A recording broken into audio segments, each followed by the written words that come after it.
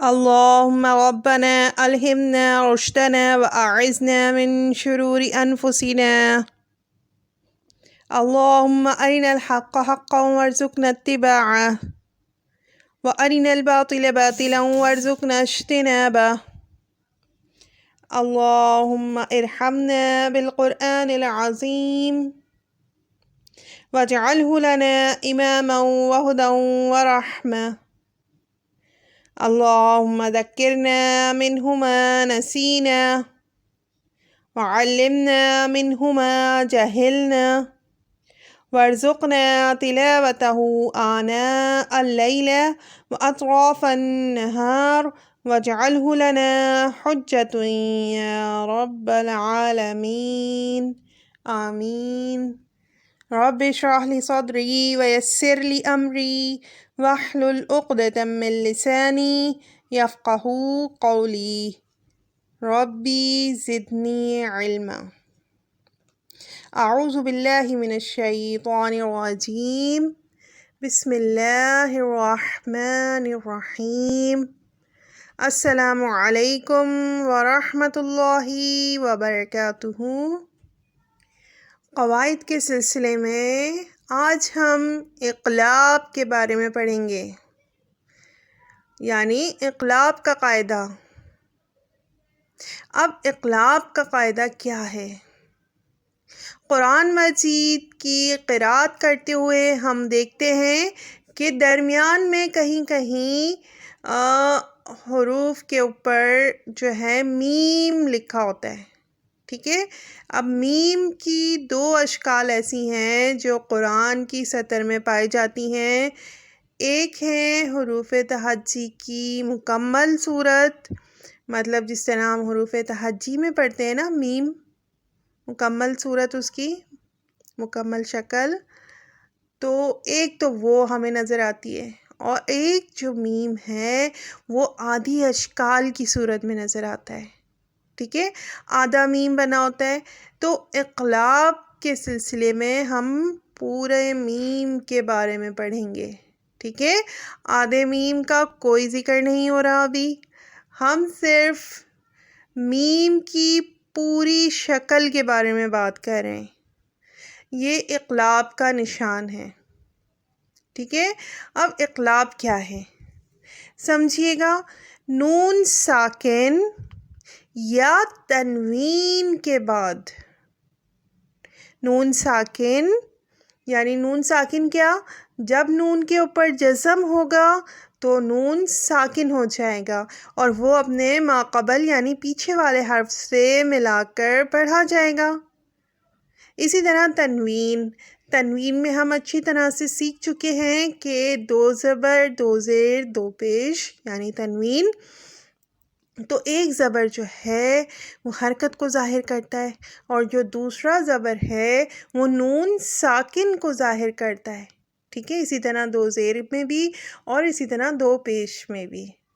تو تنوین جو ہے ہمیں کیا کرنا ہے، ہم اس میں نون ساکن کی آواز ظاہر کرتے ہیں نا، جسے با دو زبر بن، آخر میں نون ساکن، اور با نون زبر بن، دونوں میں نون ساکن کی آواز واضح ہم سمجھ سکتے ہیں، سن سکتے ہیں، پڑھ سکتے ہیں، ٹھیک ہے۔ نون ساکن اور تنوین کے بعد جب با آ جائے، کیا آ جائے؟ با، ٹھیک ہے۔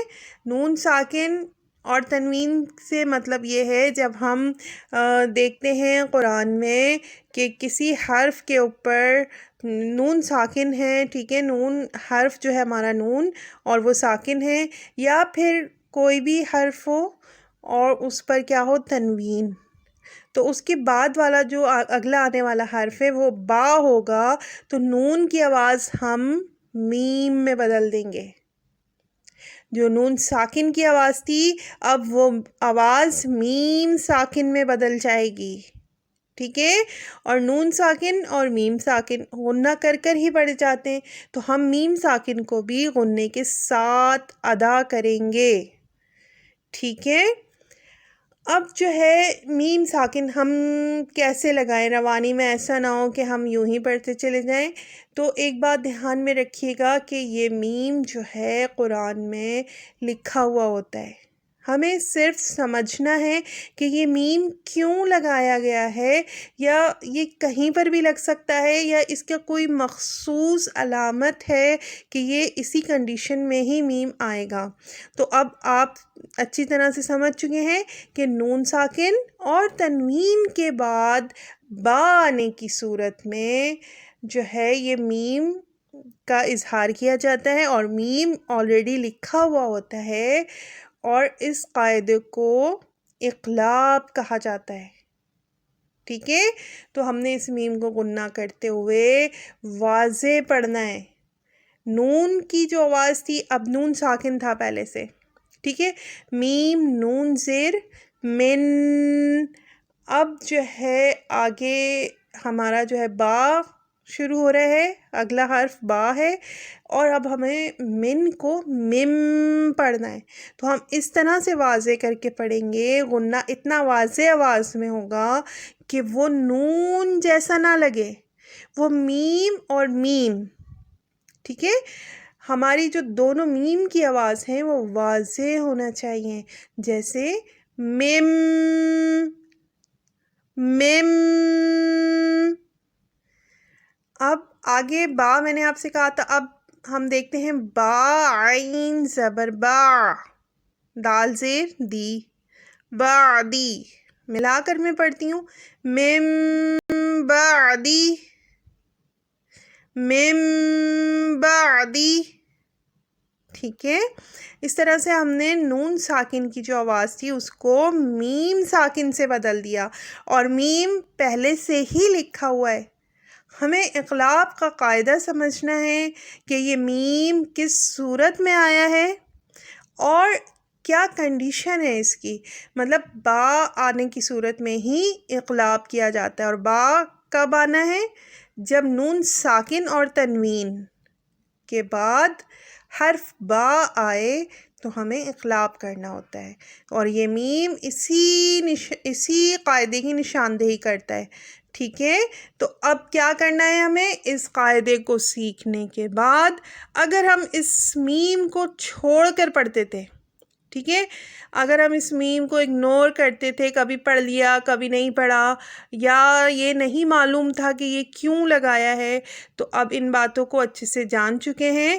اب اس میم کو بالکل واضح کر کے پڑھنا ہے، اور نون کی آواز کو اگنور کرنا ہے، ٹھیک ہے، جو نون ساکن موجود تھا اس کی آواز کو مائنس کر دینا ہے، اور اس کی جگہ میم کی آواز کو واضح کرنا ہے۔